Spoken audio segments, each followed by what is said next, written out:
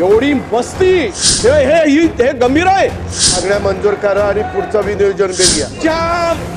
बहुमताच्या बरावर जे करायचं ते करा। ती खोटं बोलावं आणि रेटून बोलावं। जागेवर जायला सांगा। एक गिरीश महाजनजी विनंती आहे, असं तुम्ही मंत्री म्हणून जरा थोडी तरी त्या पदाला ठेवा। तेव्हा एकच मंत्री उपस्थित आहे। मंत्र्यांचा ऐकू मी वडेट्टीवार करू? साहेब, आपल्याला विनंती आहे, आपण चालू मंत्र्यांचा करा। ऐकू का मी? आपल्याचा आम्ही सन्मान करतो, परंतु आम्ही प्रश्नोत्तराची यादी काढली, त्यामध्ये आरोग्य विभागाच्या मंत्र्यांची वर काम आहे काय? आता बसून होते। एक मिनिट, आता बसून होते, आता 2 मिनिटापूर्वी ते गेले। अहो ऐका हो, तुम्ही बसा, मंत्री म्हणून जरा उभं राहून बोलू नका। तुम्ही जरा बसा हो। काय माननीय विरोधी पक्ष नेते, आपण चालू करावं। 4 वाजता गिलोटीन आहे, यामध्ये टाइम असं होत नाही। तुम्ही 10 मिनिटांसाठी हे सभागृह स्थगित करा आणि मंत्री आल्यानंतर बोलवा। 4 विषयाच्या संदर्भातली चर्चा आहे, 4 विभागाची, आणि त्यातले फक्त एकमेव मंत्री आहेत। दादा, तुम्ही म्हणताय तुमचा आम्ही हे करू, आदर करू, पण मला सांगा, विभागवार चर्चा होत असताना विभागवार जे विषय येतात, तुमच्या बजेट मधले जे विषय वेगळे असतात। अरे काय तुम्हाला अध्यक्ष महोदय, हे केवढे गंभीर आहेत। विरोधी पक्ष नेत्यांनी या बजेटसाठी मी जवळपास 52 पत्र दिली माहितीसाठी, एकाही पत्राचं उत्तर सचिवांनी दिलं नाही। एवढी मस्ती यामध्ये आली आहे। 62 पत्र दिले अध्यक्ष महोदय मला विधान भवन बजेटसाठी। हे गंभीर आहे, हे गंभीरता आहे तुमची, गांभीर्य आहे तुम्हाला सभागृहाच्या कामाचं। अरे काय बोलावं आम्ही? आणि म्हणून बोलू द्या, विरोधी पक्ष नेते बोलतायत, काय म्हणून हे गंभीर नाही। आम्हाला स्थगित, आमची मागणी अध्यक्ष महोदय, आपण जोपर्यंत मंत्री येत नाहीत तोपर्यंत पण मागण्या मंजूर करा आणि पुढचं विनियोजन घ्या। त्यांना बोलायचं नाही, आमची तयारी आहे। विरोधी पक्ष नेते, आपण चालू करा। अरे 10 मिनिट, आता तर 10 मिनिट झाले होते की चालू करावं। तुमच्या बहुमताच्या बरावर जे करायचं ते करा। हेच चाललंय या राज्यामध्ये, हेच चालू आहे। तुम्ही खरं म्हणजे चालू आहे करा ना, चालू आहे। गिरीश भाऊ, चालू आहे। काय काम करायची? विरोधी पक्ष नेते, आपण बोलत राहा, बोला। बोलवा म्हणून सूचना द्या ना।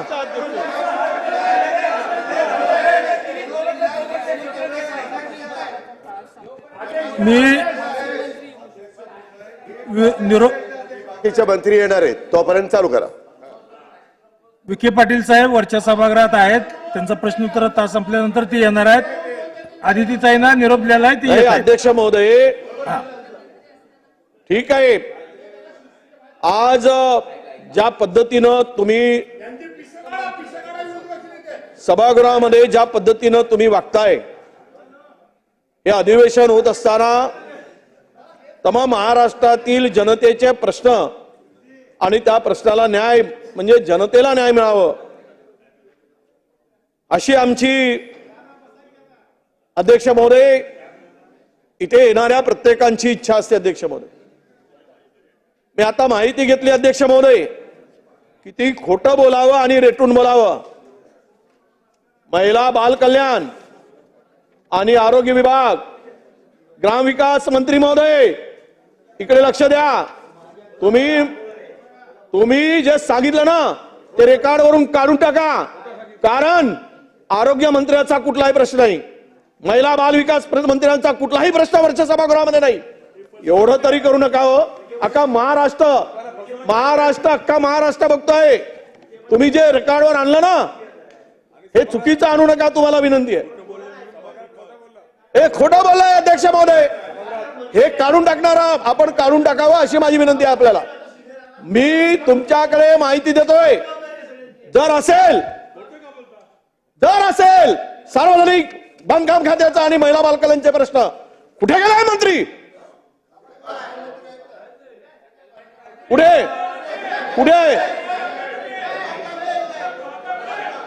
अरे महिला हे यांच्याकडे आहे काय? आदितीकडे आहे. आदिती बांधकाम नाही, महिला बाल कल्याण म्हटलं मी. नाही, महिला बाल कल्याण मंत्री आणि आरोग्य मंत्री. कामकाज नसून जर मंत्री गैरहजर राहत असतील अध्यक्ष महोदय, सभागृह कसं चालवायचं? आणि तुम्ही आम्हाला सांगणार आम्ही बहुमताच्या जोरावर मंजूर करून घेऊ? हे बघा, तुम्ही मला सांगू शकत नाही. तुम्ही मला असे चालणार नाही. तुम्ही गपचूप बसलं पाहिजेत. यांना दम द्या. मंत्र्यांना दम द्या. यांना बसून बोलायची गरज नाही. माननीय विरोधी पक्षनेते, आपल्याला विनंती आहे आपण चालू करावं.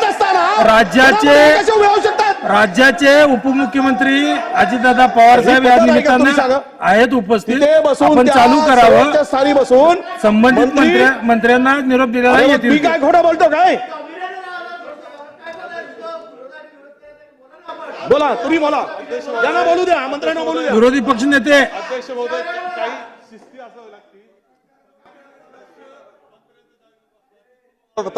काय चाललंय सभागृह कसं चालवलंय आपण? विरोधी पक्षनेते आपण चालू त्याला करा. जागेवर जायला सांगा. ही कोणती पद्धत आहे नवीनच? सदस्यांनी पुढे बसायचं, मंत्र्यांनी जागेवर आरडाओरडा करायचा. आपण सहन नाही केलं पाहिजे या पद्धतीनं. विरोधी पक्षनेते आपण चालू करू. नाही, एक गिरीश महाजनजी विनंती आहे, असं तुम्ही मंत्री म्हणून जरा थोडी तरी त्या पदाला ठेवा. वारंवार उभं राहू नका, तुम्हाला विनंती आहे.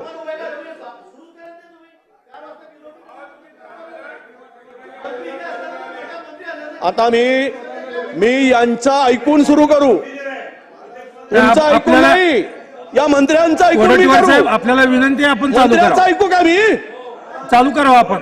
माझ्याकडे मंत्री मला सांगणार आहे जागेवर उभं राहून? अरे तुम्ही सूचना द्यायला पाहिजेत, मला सांगतायत. चालू करा. 4 वाजता गेलोटी नाही. विरोधी पक्षनेते विनंती आहे, आपल्याला कन्क्लूड करा.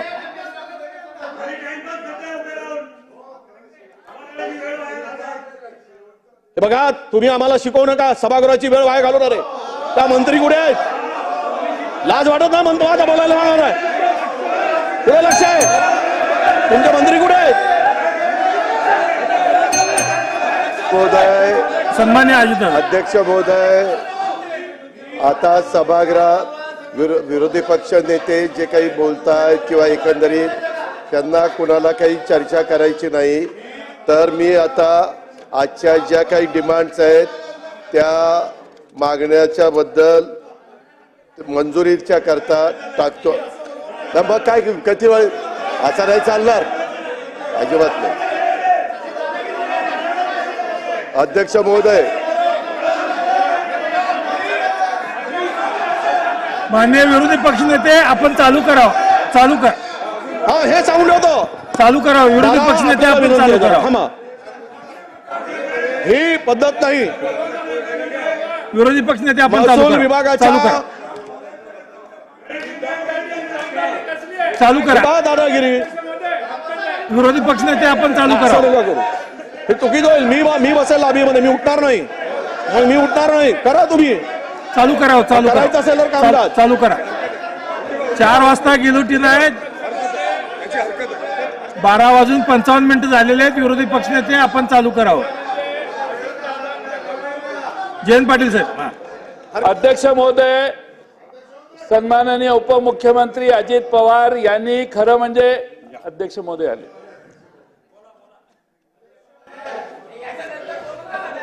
अध्यक्ष महोदय, सन्माननीय विरोधी पक्ष नेत्यांनी उपमुख्यमंत्री महोदयांनी खरं म्हणजे उरलेले आपले सहकारी ताबडतोब सभागृहात बोलवणं आवश्यक होतं.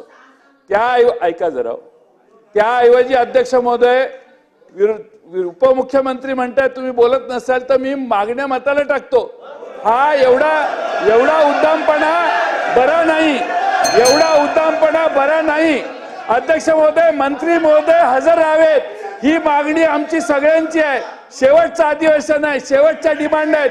अर्थसंकल्पाच्या मागण्यांवर सगळ्या मंत्र्यांना बोलायचं असतं आणि अध्यक्ष महोदय जर मंत्रीच उपस्थित राहणार नसेल तर किमान एकच मंत्री उपस्थित आहे, उरलेले 3 गैरहजर आहेत. ठीक आहे. आणि अध्यक्ष महोदय म्हणून त्यांना ठीक हजर आहे. केलं पाहिजे. ठीक आहे.